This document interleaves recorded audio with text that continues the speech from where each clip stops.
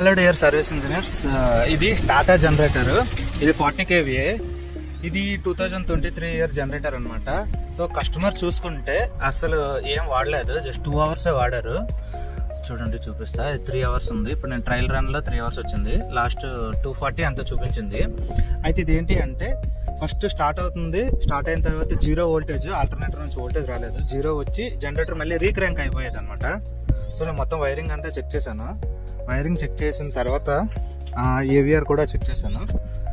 ఏవిఆర్లో కొంచెం ఇష్యూస్ ఉంటే AVR issues clear చేసా. ఆల్టర్నేటర్ కూడా మొత్తం ఓపెన్ చేసా. ఏమైనా బ్యాక్ సైడ్ వాటర్ ఎఫెక్ట్ వల్ల ఏమైనా అయిందేమోనని.